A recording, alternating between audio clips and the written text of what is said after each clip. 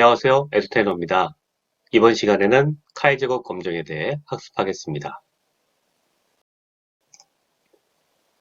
카이제곱 검정은 영어로 카이스퀘어 테스트가 되겠습니다. 이전에 나왔던 분석 방법들, 디테스트, 아노바, 리그레션 분석 같은 것들은 종속 변수 y가 숫자형이었습니다. 그런데 카이스퀘어 테스트는 명목형 종속 변수가 사용됩니다. 이항분포 혹시 생각나시나요? 바이노미알이죠? 바이노미알 이항분포는 성공이냐 또는 실패냐의 두 개의 결과가 나오며 이것은 성공 확률이 P인 버널리 분포를 n번 시행했을 때 x번 성공할 확률을 의미합니다. 이때 성공 확률이 P이므로 실패 확률은 1-P가 됩니다. 그렇다면 이 성공 확률이 어떤 변수의 범주에 따라 혹시 달라질까요? 그림의 예에서 남성과 여성의 두 분류가 있었다고 합니다. 이때 남성의 드라마를 구매할 확률과 여성의 드라마를 구매할 확률이 같을까요? 아니면 다를까요? 만약 확률이 같다면 남성이냐 여성이냐의 여부는 드라마의 구매 여부와 상관이 없을 겁니다. 이렇게 두 개의 범주형 변수 간의 연관성 여부를 파악하기 위해 사용되는 분석 방법이 바로 카이제곱 검정입니다.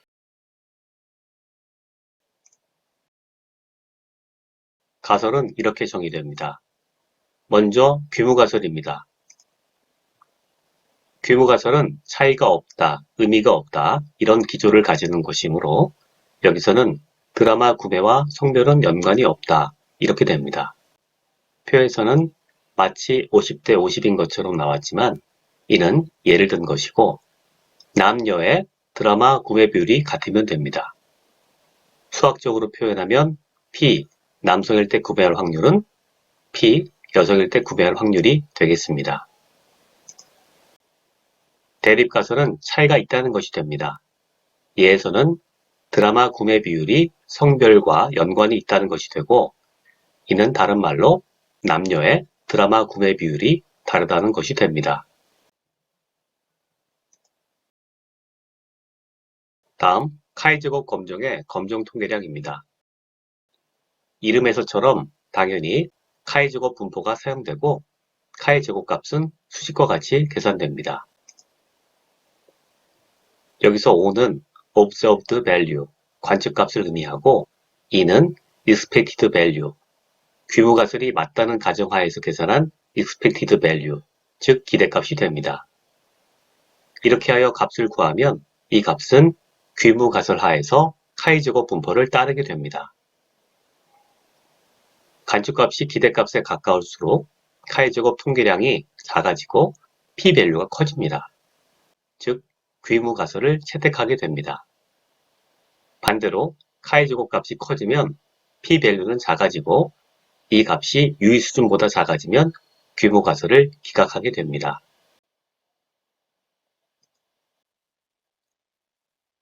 자, 여기서 잠깐 왜 카이제곱 분포를 사용하는지에 대해 간단히 알아보겠습니다. 연관성 분석은 이항분포나 다항분포에 해당하는 것인데 카이제곱 분포를 사용해 검증합니다. 왜 그럴까요? 가장 간단한 이항분포의 경우로 개념을 설명하고 넘어가는 게 좋을 것 같아서 설명 장표를 추가했습니다. 먼저 성공이냐 실패냐 두 가지로 분류되는 샘플이 있었고 전체 샘플의 개수는 n개입니다. 이 중에서 성공하면 success, 실패하면 fail로 정의하고 성공 횟수, 실패 횟수의 확률 변수를 각각 S와 F로 정의합니다. S는 n개의 샘플 중에 성공한 것의 개수고 F는 실패 횟수가 되며 n-S는 F가 됩니다. 확률과 분포에서 성공 횟수 S는 이항분포를 따르며 이항분포를 따르는 S는 기대값 NP, 표준편차 루트 NPQ를 가집니다. 이를 정규화하고 중심 극한 정리를 적용하면 표준 정규 분포로 근사하게 됩니다. 그리고 표준 정규 분포의 제곱은 카이제곱 분포가 됩니다. 수식에서 Z제곱은 S-NP의 제곱 나누기 np 1-p가 되고 분모를 둘로 분해하고 정리하면 s-np 제곱 나누기 np 플러스 f-np 제곱 나누기 nq가 됩니다. 여기서 q는 1-p입니다. 이것을 카이제곱 검정의 용어로 표현하면 5-2의 제곱을 2로 나눈 뒤 합한 것이 됩니다.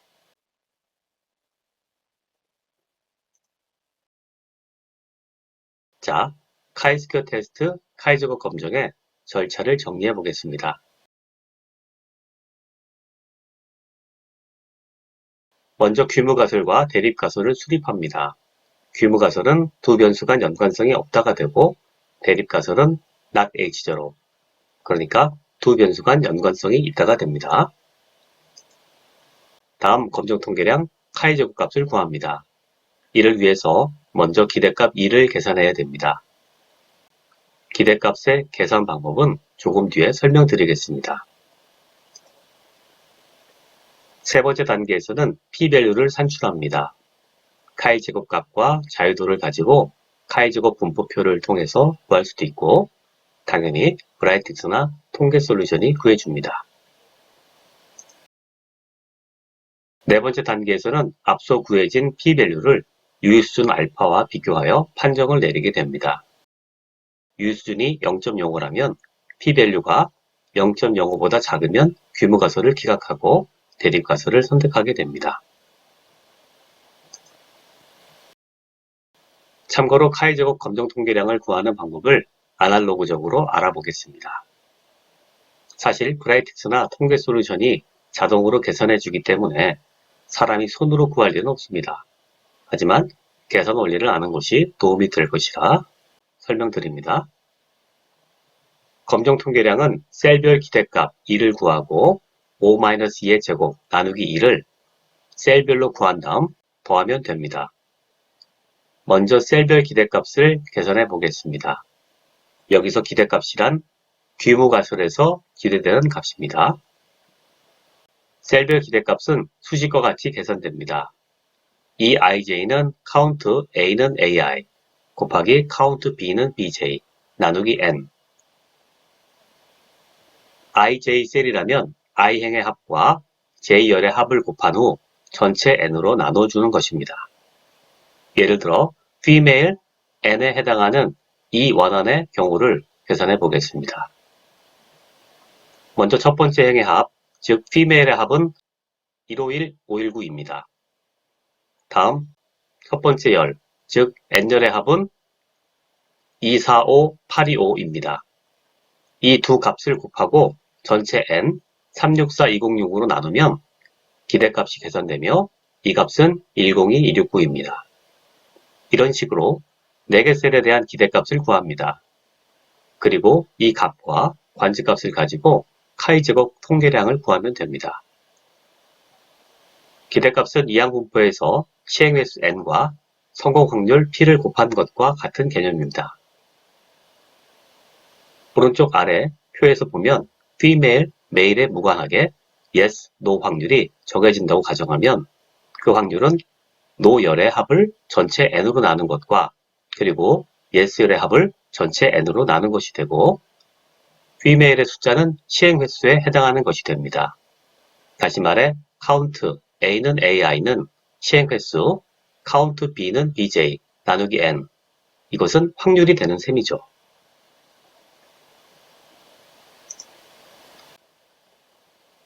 앞에서 기대값 EIJ를 구했으므로 이제 관측값 OIJ를 가지고 각 셀의 카이제곱 값을 구합니다.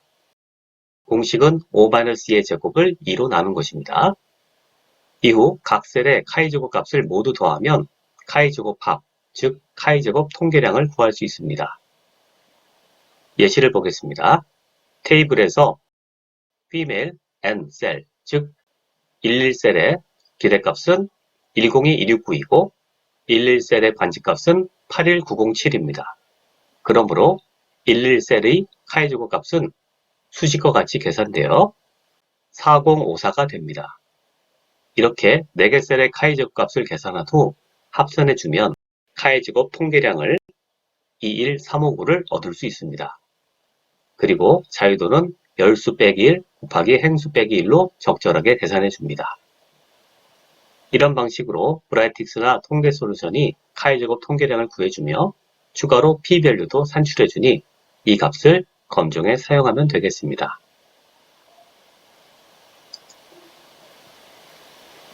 실습입니다. 교통사고의 심각도가 성별이나 연령대에 따라 달라지는지를 확인해 보겠습니다. 사용하는 데이터는 56accident.txt입니다. 동영상을 멈추고 문제를 잘 읽어보시기 바랍니다. 요약하면 다음의 세 가지 분석을 수행하는 것입니다. 1번은 남녀별 심각한 교통사고의 비중을 구하는 것이고 2번에서는 성별과 교통사고 심각도 간의 독립성 검정을 하게 됩니다. 귀무가설은 성별에 따른 교통사고 심각도 여부에는 차이가 없다가 되겠습니다. 3번은 연령대와 교통사고 심각도 간의 독립성 검정입니다. 검정 통계량과 p-밸류를 구하여 유효수준 5%에서 검증해 보겠습니다. 사용되는 튜토리얼은 EDA 카이제곱 검정의 56 accident bisex입니다. 튜토리얼을 다운받아 브라이틱스에 임포트 하시기 바랍니다. 실습 진행합니다. 실습 진행하겠습니다. 먼저 로드 함수로 데이터를 불러옵니다. 데이터는 56pyaccident.txt 파일이 되겠습니다. 자, 데이터를 불러왔고요. 시퀀스는 인테저, 섹스하고 시리어스, 요거는 스트링으로, 그 다음에 age는 더블로 불러왔습니다. age도 인테저로 불러온 것 같습니다. 자, 전체 1067개 데이터고요. 다 보려면 이렇게 로우를 3000개로 바꾸면 되겠습니다. 자, 이렇게 해서 바꿨고요. 결국은 이제 성별과 그 다음에 교통사고의 심각도가 있고요. 그 다음에 age는 실제 나이가 아니고 연령대별로 해서 이렇게 그룹핑을 준 것을 알 수가 있습니다. 자, 피벗 함수를 써가지고 작업을 했습니다. 왜 했느냐? 이렇게 했죠. 로우를 성별, 섹스하고 시리어스, 심각도 여부로 놓고요. 그 다음에 컬럼은 없고 밸류로 해서 시퀀스로 해가지고 이렇게 피벗해서 카운트로 작업을 했죠. 카운트로 작업을 하면은 보시는 바와 같이 표로 만들어 줍니다. female, 그리고 yes, no, female, yes, no, no yes, no yes네요. 자, 이렇게 해서 카운트를 놨고요. 이걸 가지고 요 밑에 100% 스택드 컬럼으로 그림을 그렸습니다. 그러면 Y가 파란색이네요. Y 파란색의 비율은 여기는 7%, 메일인 경우는 11%가 나오죠. 그래서 답을 구할 수가 있었습니다. 시리어스 결과가 메일인 경우는 11%, 피메일인 경우는 7%.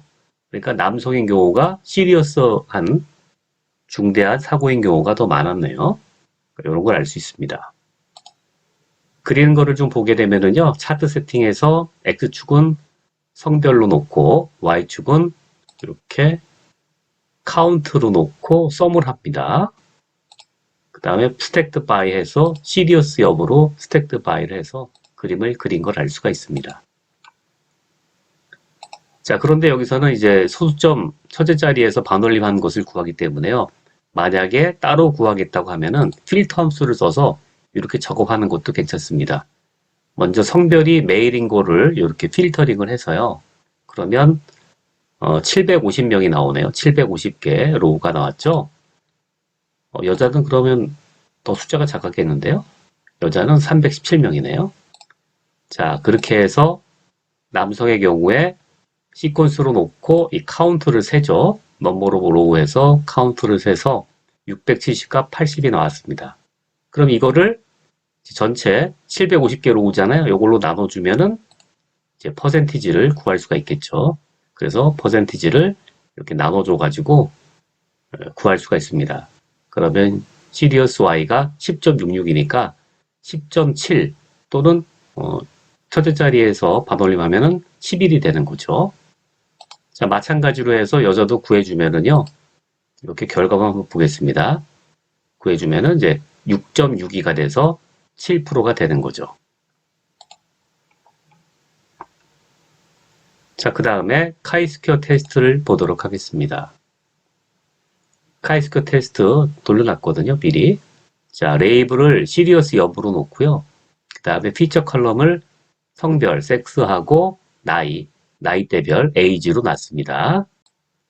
자, 이렇게 놓고서 카이스퀘어 테스트를 해봤어요. 그러니까 시리어스 여부와 관계가 있냐, 없냐. 자, 성별에 따라서는 어떤가요? 자, 보겠습니다.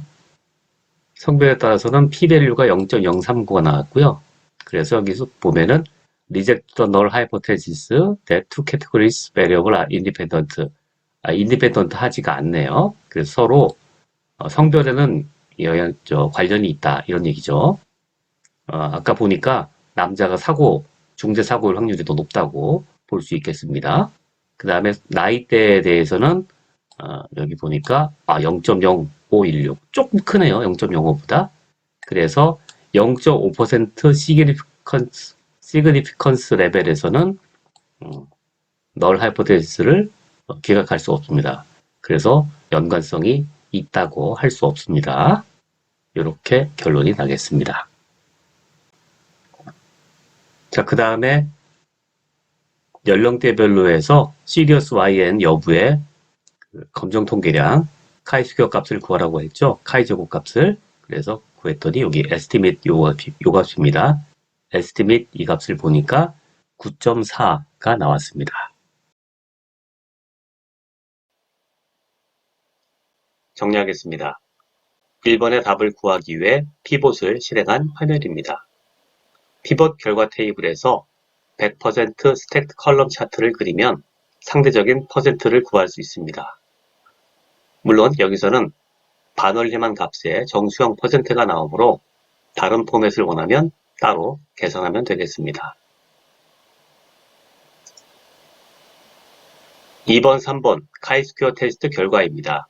카이스퀘어 테스트 of independence 함수를 사용하고 피처 컬럼을 섹스와 에이지로 선택합니다. 그러면 두 가지 피처에 대해 각각 카이제곱 검정을 수행합니다. p-value가 섹스는 유의수준 0.05보다 작고 에이지는 0.05보다 약간 크게 나왔습니다. 해서 섹스는 귀무가설이 기각되었고 에이지는 귀무가설이 기각되지 못했습니다. 실습 답안 정리했습니다. 참고하십시오.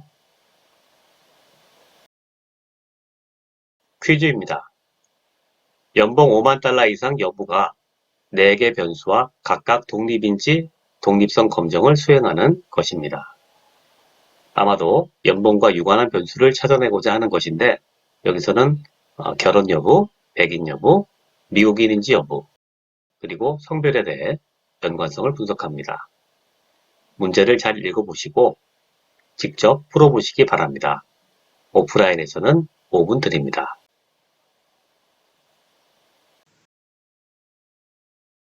퀴즈 보도록 하겠습니다. 연봉 5만 달러 이상 여부하고 이제 다른 4개 변수들을 보는 건데요. 이게 옛날 데이터가 돼서 그런지 5만 달러가 뭐 특별히 많은 건 아닌데 옛날 데이터라 그렇다고 치고 보도록 하겠습니다. 자, 로드에서 데이터를 불러옵니다. 데이터는 5 logistic adult 5p sample.txt가 되겠습니다. 자, 숫자들을 불러왔죠? 이렇게 있고요. 그 다음에 여기 성별이 나와 있고 여러 가지 변수들이 들어와 있습니다. 자, 그 다음에 간략하게 보면 되죠. 카이스퀘어 테스트를 보면 되는 거고요. 그 다음에 피처 칼럼들을 이렇게 4개 변수, 결혼 여부, 흑백 여부, 화이트는 아니냐, 그 다음에 미국 시민이냐 아니냐, 섹스, 성별 요걸 봤습니다. 그 다음에 인컴 여부, yes, no로 50만 불보다 높냐, 낮냐. 50만 불이 아니죠. 5만 불이죠. 50만 불 꽤 큰 거죠. 50만 불은. 5만 불보다 높냐 작냐 해서 작업을 했습니다. 자, 이래서 오른쪽에 결과 보니까요. 이렇게 디그리 오브 프리덤도 나와 있고요. p-value, 그 다음에 카이 제곱 값이 나와 있습니다. 카이 제곱 값은 주로 안 쓰고 p-value만 사용하죠. 자, 작네요. 마이너스 0.71, 마이너스 2에 마이너스 71승, 굉장히 작은 값이죠. 여기도 작은 값이 나왔고요. 그 다음에 USA냐 아니냐. 자, 이것 또한 또 작습니다. 전부 다 영향이 있네요. 가장 큰 값이 뭔가요? 이거네요. 컨트리 여부가 가장 컸는데 이것 또한 0.05보다 작았습니다. 그래서 이 4개의 팩터가 성별, 그 다음에 USA 여부, 화이트 여부, 그 다음에 결혼 여부가 전부 다 이 인컴 어퍼 50에 영향이 연관이 있는 것을 알 수가 있습니다. 근데 이 얘기는 어떻게 생각하면 그런 것 같아요. 이게 연관이 있는 거지 결혼을 하면 50만 불 이상 번다. 이런 걸까요? 아니면 50만 불 이상인 사람은 결혼을 했다. 결혼의 자격처럼 되어 있는 건가요? 그건 알 수 없네요. 자, 그렇지만 아무튼 연관성이 있다는 것은 우리가 확인할 수가 있었습니다. 자, 독립이 아닌 변수는 4개 다 연관성이 있어서 독립이 아닌 변수는 없었고요. 그 다음에 결혼 여부와 독립성 검증의 규모가설이 뭐냐? 규모가설은 그거겠죠.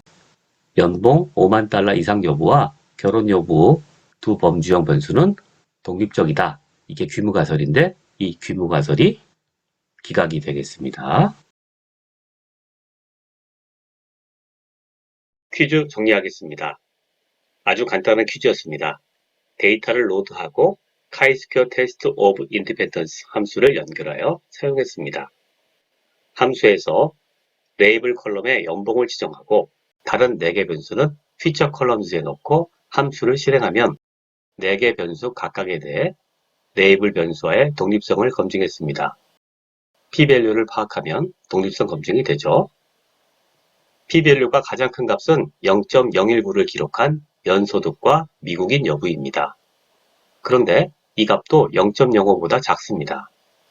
그러므로 유의 수준이 0.05라고 한다면 4개 변수는 모두 연소득과 연관성이 없다고 할 수 없습니다. 즉 관련이 있다, 종속적이라고 판단합니다.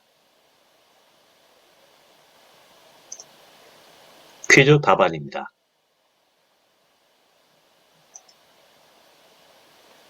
마지막으로 카이-제곱 검정의 한계점을 알아보겠습니다. 카이-제곱 검정은 두 변수 간의 독립, 연관의 관계를 간단히 파악할 수 있습니다. 그러나 어떤 범주가 더 중요한지, 그리고 두 변수 간의 계량적인 관계는 파악할 수가 없습니다. 해서 수치형 변수에서 상관분석처럼 범주형 변수의 카이-제곱 검정도 데이터에 대한 기본적인 분석으로 사용되며 다른 다양한 심도 있는 클래시피케이션 방법을 사용하여 데이터로부터 더 많은 인사이트를 얻을 수 있습니다. 이런 방법들은 나중에 데이터 마이닝 챕터에서 다루도록 하겠습니다. 이상으로 강의를 마칩니다.